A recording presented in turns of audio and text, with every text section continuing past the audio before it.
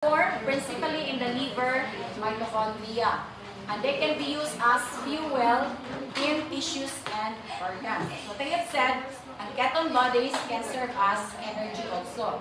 Oh?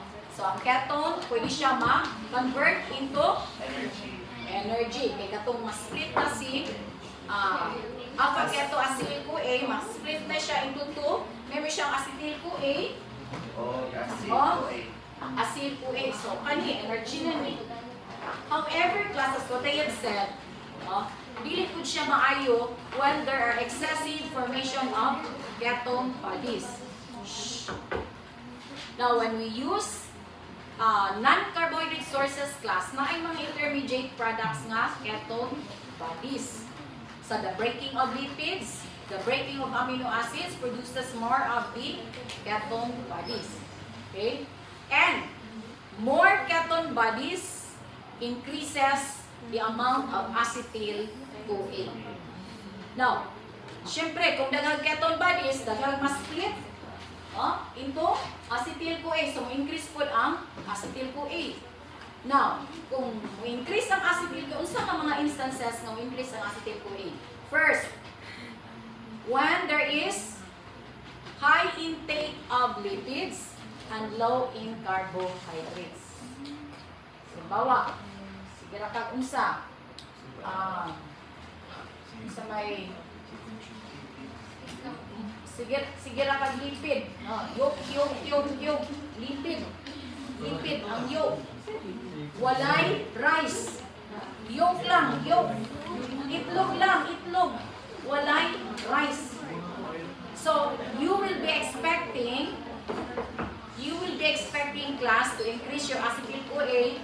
In return, tungod kay ni-increase po ng imuhang ketone bodies.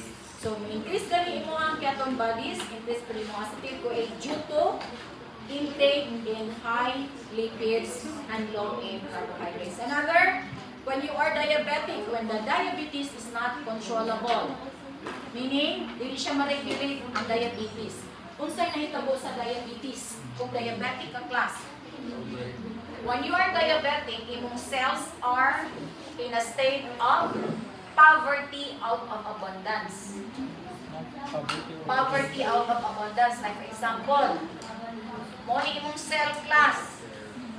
Mo ni ang imuhang environment sa cell. Say, mo ni imong blood plasma. Meaning, taas kayo imuhang sugar here, kaya diabetic man ka. However, due to insufficient supply of insulin or not insulin resistance, type 2 diabetes, si sugar could not get inside the cell. Magutom si cell. Pero ang reality, daghang supply sa sugar. Okay, are you with me? Nga naman, kay walay mo activate kang glucose transporter, GLUT4, GLUT3, GLUT2. So, walay mo activate kay less man ang insulin or no insulin at all. Did you understand? Or, kung naamang galing insulin, di na siya respond, ang iyang binding, di na respond si glucose transporter. Kung saan pa nasunghan na ni insulin. Hoy, sumukay ka. Morang dagwaya. So, sumuna. So, that is insulin resistance or type 2 diabetes. Kung di na siya makontrol class, po increase imuhang acetyl-CoA due to the increase of ketone bodies na naman. Ang imong cell, gigutom. Pero, nanginahanglan siya sugar, pero di kasulod si sugar. Ang iyahang option is, gamiton niya ang non-carbohydrate sources like lipids, glycogen and amino acids. So, mo na iyang i-breakdown. Poverty out of abundance. Murang Pilipinas ba? Maghan kita kwarta pa, ipang suri-suri, pangitang mga chopper, pagpalit na, suri-suri na sa uban, hindi na enjoy.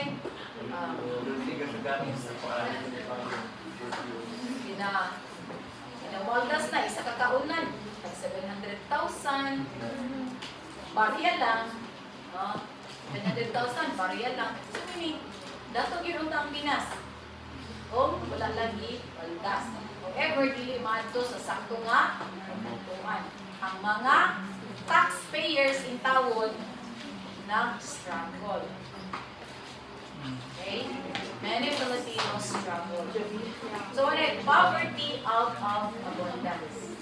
Kaya, trillion. And then, isang piso, wala gani ang kuhan. Wala gani project. Okay, so that is what is reality. So, murag, we are in a state of diabetes. Ang Pilipinas karon is in a state of diabetes. Ang importa, pero dili ma-enjoy sa mga taxpayers. Okay? Excuse me. So, here. Okay, another condition of increasing ketone bodies is starvation. Kung ngayon sa inyo, katungula na yung mga load, or maybe during persecution time plus. When we will be persecuted, maybe in your generation, at kami anak, mamatay na.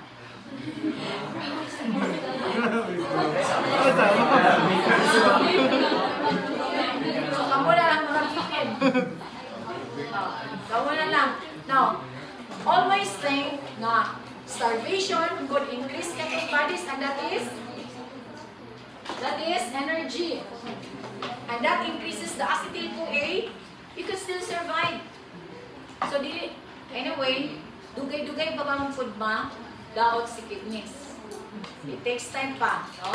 Wala madaot si kidneys. Because of, ketonuria. So, it takes time pa, siguro maabot pag 1 year, can still survive. So, with that, during persecution time, ipa-shorten sa Ginoo ang days. And he will come. So, before madaog si kidneys, because of starvation, okay, makasurvive paghihapon sa baril kaon-kaon. Muabot na dahil si Jesus.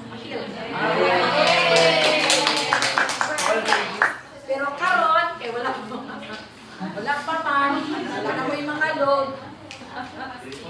Fasting na sa dugay-dugay pa, hapit ng December. Abot ng December, mamuli na po. Okay, mamuha na po ang starvation. Okay. So, you have here mga acetone. Muna niya ang mga ketone bodies. Acetoacetate, hydroxybutyrate, acetone, acetoacetyl-CoA. So, these are mga ketone bodies. So these are some of the intermediate products that will be formed when non-carbohydrate sources are broken. Okay, no more question? We're done with beta oxidation. Now this time, we'll be talking about protein breakdown. Kaya punta kang protein.